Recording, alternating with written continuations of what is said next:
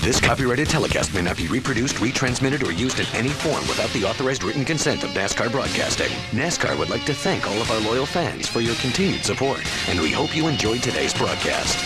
It's like it's even banked to the right when you're sitting in one of these cars. I couldn't believe going around in a rental car the first time after I've driven here so many times going, I can't believe there's this much banking over here, because it doesn't look like it when you're racing. Hamlin leads, being chased by Kurt Busch, Brian Vickers, Casey Kane, and Ryan Newman. When we come back to Pocono, we will take you through the field. You're watching the NASCAR Nextel Cup Series live on TNT. The NASCAR Nextel Cup Series and a crash on the front stretch. Carl Edwards and Clint Bowyer are in it.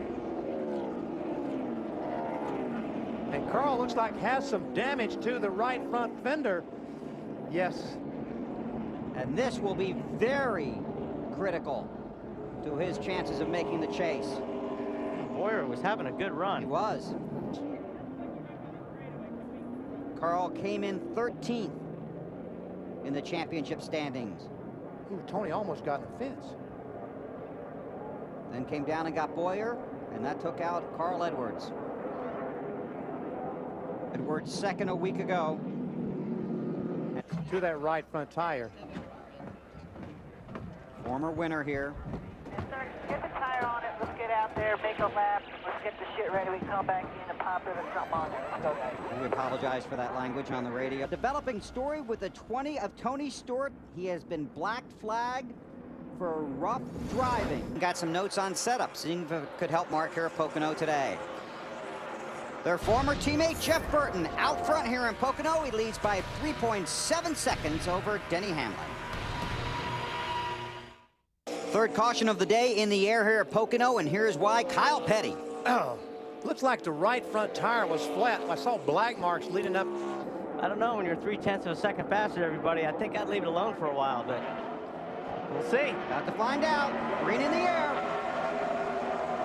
Kurt Busch on the back bumper of Hamlin. Oh, we got a car on the wall. Michael Waltrip in the wall. Hard. Top 10 finish of the year. Looks like he got tagged from behind. He got turned right in the wall, but that right rear looked like took a shot, BP, but who knows? Oh, right side. Okay.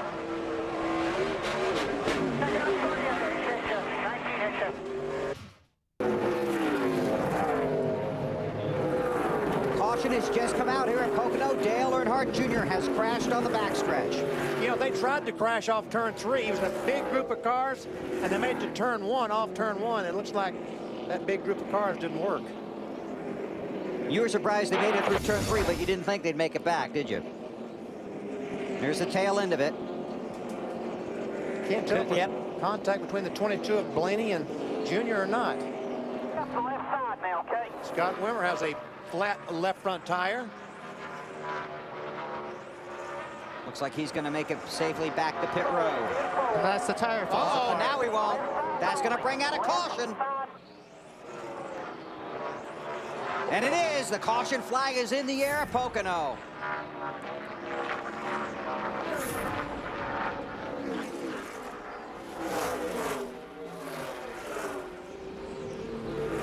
Now we're going to see what strategy plays out. How would you like it?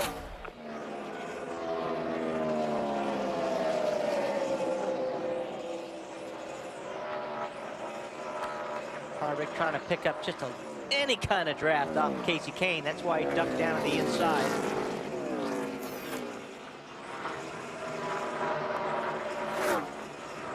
Kevin Harvick gained 3 spots in NASCAR Nextel Cup points today. If he can just finish there as they run. And Denny Hamlin goes some out to change the NASCAR Nextel Cup to up in the 8th position, gained 4 points. Earnhardt Jr. out. Earnhardt lost 8 spots in 2 weeks. Yeah, you'd have, basically from 4th to 11th. Yep.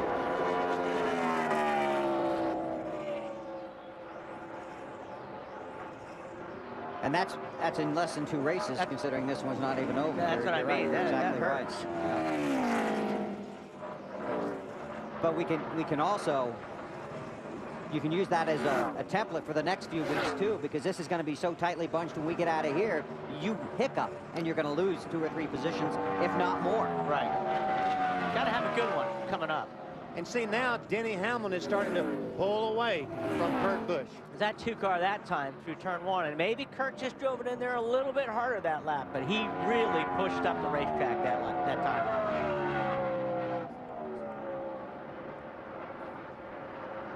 Just a couple of other cars running well here as we get close to the finish of Pocono. You can include among those Bobby Labonte inside the top 10, Dave. Yeah, and their strategy didn't work out, Bill. They were one of the ones that had to come down pit road recently. The good news is that since they restarted with 4 fresh tires, he went from 13th into the top 10, 9th round. Be nice to see the Petties and Bobby get a top 10.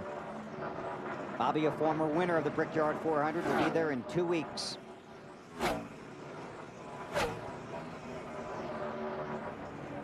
Well, I don't think he's going to catch him, but anything can happen. But that 11 car has just been magnificent today. Not only today, in June as well. Yep. This is only a continuation. So that's... That's... Sorry, Bill. No, go ahead, Benny. Busch is still trying to... Using up that racetrack. Going up that tunnel corner, got that thing. Allen, he's still trying. Yeah, but he's losing grip on those front tires, Benny. That T-word, tight, for Kurt Busch, he just called in on the radio. So he's kind of burned it down trying to get to the leader, huh? But he was trying, really trying. 2 laps to go. So you're saying that 11 car was good in June. Yes. Was good in July. Yeah. And it's going to be good in August? In Indy. 2 weeks from now. Put a security guard on that car by the time it takes the checkers. That car went back to Joe Gibbs Racing, set in the corner. They fixed the damage from the left rear quarter panel where the tire had blown and caused the damage. Once that, they set in the corner, brought it back here, and it will go back to Indy. So they're going to tell him when he does all the burnouts, be careful. I think I'd take that car back and put it in my garage. I don't even think I'd leave it at the race shop till Indy. You heard Denny Hamlin on the Bank of America countdown to green. Very humble. Alan asked him a great question.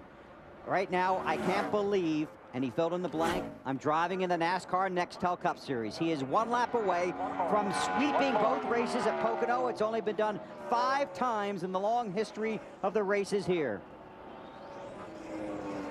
Began racing go-karts at the age of 7, stock cars at the age of 16. That was back in 1997.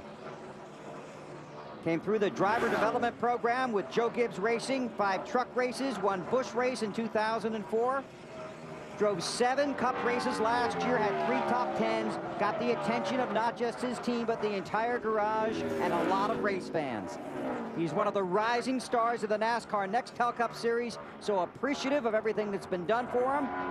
Says he doesn't get emotional until he sees his parents, because they are living the dream with him. Denny Hamlin, teammate to Tony Stewart and J.J. Yaley, driving for Joe Gibbs, coming out of turn 3 for his 2nd career win. He sweeps at Pocono. Denny Hamlin, the race winner of the Pennsylvania 500.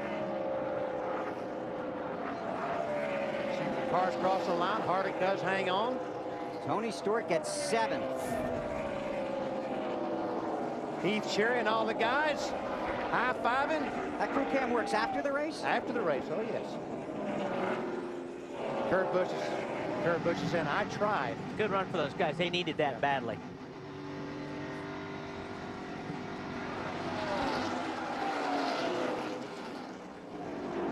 And now that the race is over, he gets congratulated by Jeff Gordon. There are some discussions that will probably take place after this race I would imagine.